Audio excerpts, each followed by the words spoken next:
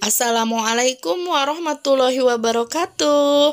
Sebelum belajar, terlebih dahulu mari kita berdoa agar diberi kemudahan dan kelancaran dalam menuntut ilmu, dan ilmu yang kita dapat berkah. Doa sebelum belajar. Bismillahirrahmanirrahim. Raditu billahi rabba wa bil islami dina wa bi muhammadin nabiyya wa rasula. Rabbi zidni ilman warzuqni fahman. Artinya, kami ridho Allah sebagai Tuhanku, Islam sebagai agamaku, dan Nabi Muhammad sebagai Nabi dan Rasul.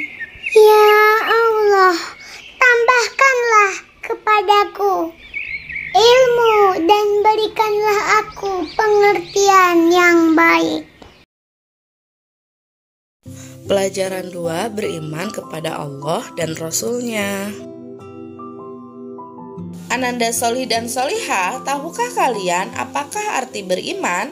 Beriman artinya percaya kepada Allah sebagai Tuhan alam semesta.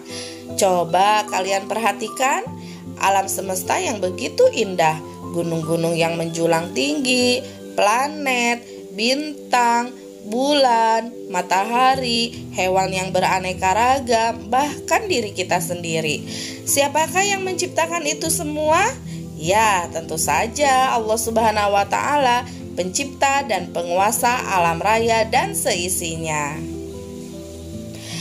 Adanya alam semesta, termasuk bumi yang kita huni sekarang ini, adalah bukti adanya Allah Subhanahu wa Ta'ala.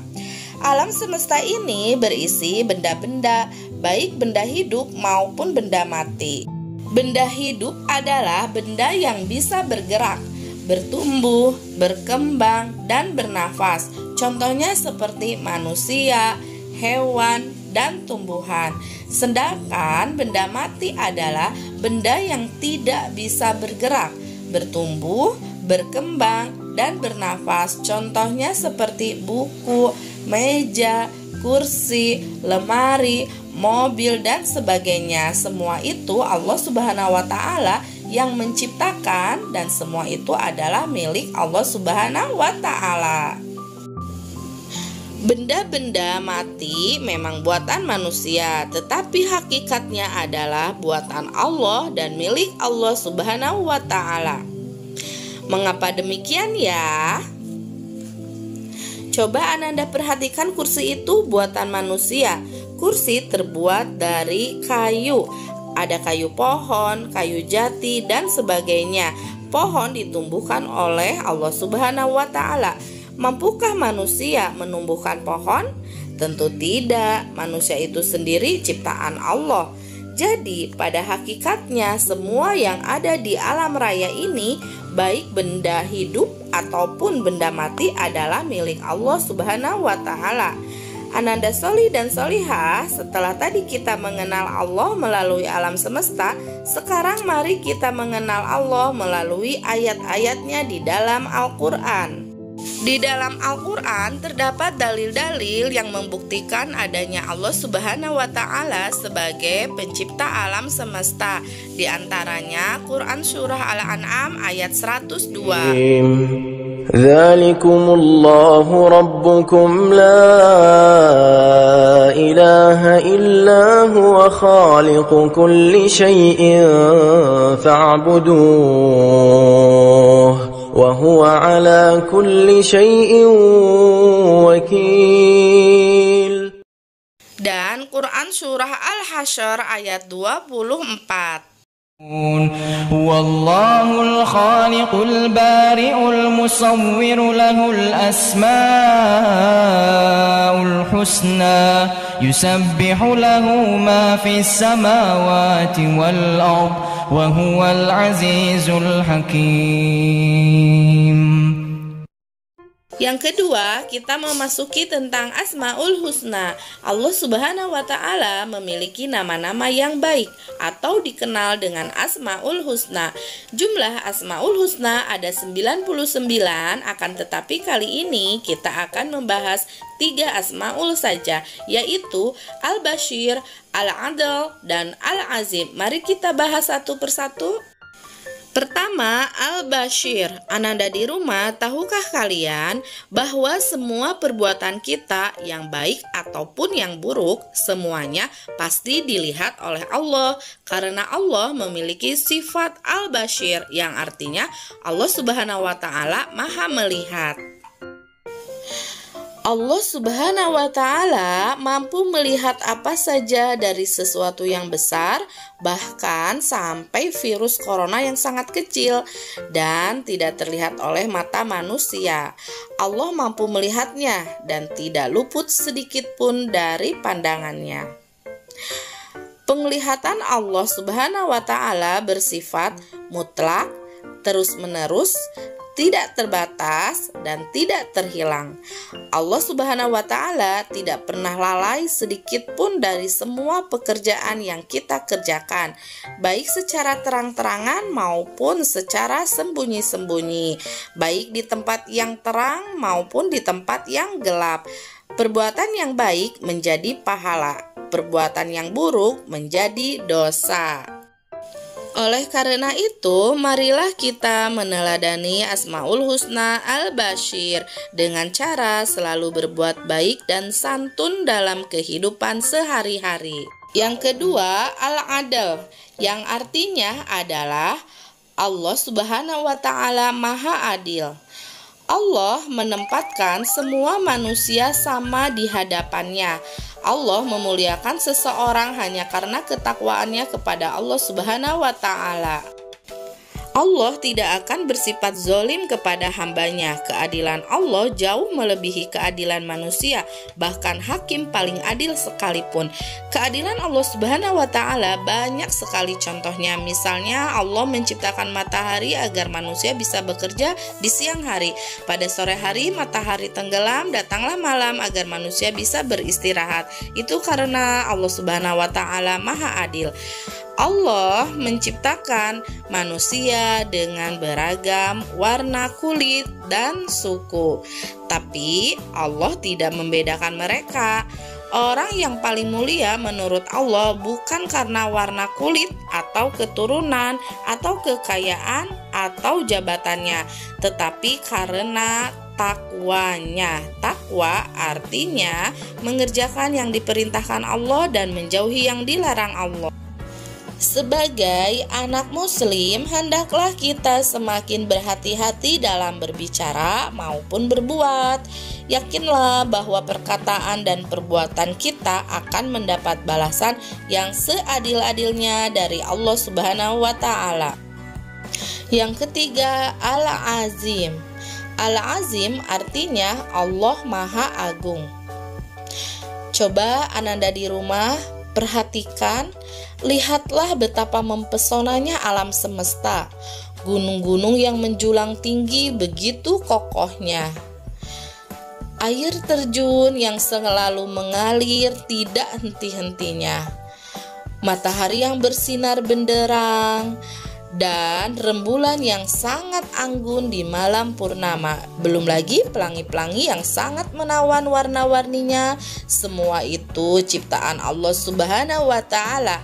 Mereka tunduk, memuji dan mengagungkan Allah Subhanahu wa Ta'ala. Keagungan Allah tiada tandingannya. Mengagungkan dan memuji Allah dengan mengucapkan kalimat thayyibah atau ucapan-ucapan yang baik, seperti Subhanallah, Alhamdulillah, dan Allahu Akbar.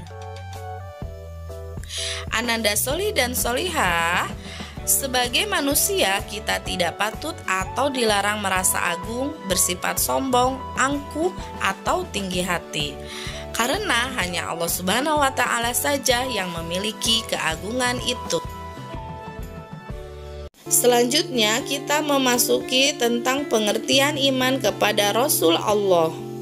Iman kepada Rasul Allah adalah rukun iman yang keempat.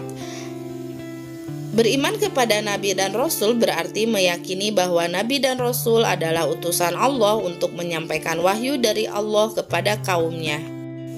Tahukah kalian bahwa Nabi dan Rasul itu mempunyai pengertian yang berbeda? Lalu, apa perbedaannya?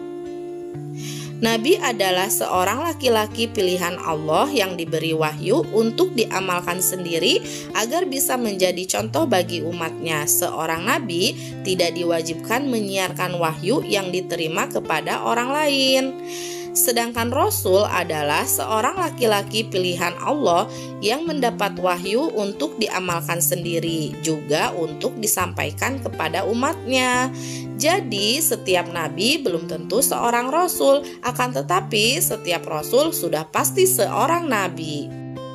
Nah, Ananda di rumah, supaya kalian lebih mudah memahami antara perbedaan Nabi dan Rasul, coba perhatikan tabel berikut ini. Yang pertama, seorang Nabi belum tentu seorang Rasul, sedangkan seorang Rasul sudah pasti seorang Nabi. Yang kedua, Nabi tidak memiliki sifat tabligh atau menyampaikan, sedangkan Rasul memiliki sifat tabligh atau menyampaikan. Yang ketiga, Nabi mempunyai 3 sifat wajib, yaitu sidik, amanah, fatonah, sedangkan Rasul mempunyai 4 sifat wajib, yaitu sidik, amanah, tabligh, dan fatonah. Yang keempat, Nabi tidak ada umatnya, sedangkan Rasul ada umatnya. Tugas-tugas Rasul. Nabi atau Rasul yang diutus oleh Allah Subhanahu wa Ta'ala mempunyai tugas sebagai berikut. Yang pertama, mengajak kaumnya untuk menyembah hanya kepada Allah dan melarang perbuatan syirik. Yang kedua, mengabarkan adanya surga dan neraka. Yang ketiga, menyuruh kaumnya agar meninggalkan perbuatan dosa. Yang keempat, menyuruh kaumnya agar beramal soleh. Dan yang kelima, mengajarkan akhlak terpuji dan meninggalkan akhlak tercela. Jumlah nabi dan rasul sebenarnya sangat banyak. Hanya Allah lah yang mengetahui secara pasti jumlah mereka, akan tetapi yang kita ketahui ada 25. Yuk kita sebutkan bersama-sama ya. Adam, Idris, Nuh, Hud, Saleh, Ibrahim, Lut, Ismail, Ishak, Ya'qub, Yusuf, Ayub, Su'aib, Musa, Harun, Zulkifli, Daud, Sulaiman, Ilyas, Ilyasa, Yunus, Zakaria, Yahya, Isa, Muhammad Sallallahu Alaihi Wasallam. Ananda di rumah bisa menghafalnya dengan nada yang lain agar lebih mudah menghafalnya. Sebagai orang Islam, kita berkeyakinan bahwa Nabi Muhammad Sallallahu Alaihi Wasallam adalah penutup semua nabi dan rasul. Artinya, tidak ada lagi nabi atau rasul yang diutus setelah beliau. Jika ada orang yang mengaku nabi atau rasul, maka orang tersebut adalah pembohong atau nabi palsu, dan kita dilarang untuk mempercayainya. Itulah untuk materi agama hari ini. Tidak lupa untuk selalu dipelajari, pahami, dan amalkan. Jagalah kesehatan dengan selalu membiasakan pola hidup sehat dan istiqomah selalu dalam melaksanakan ibadah. Tetap sehat, tetap semangat, dan tetap bahagia meski belajar di rumah saja. Akhirul kalam, wabillahi taufik wal hidayah. Wassalamualaikum warahmatullahi wabarakatuh.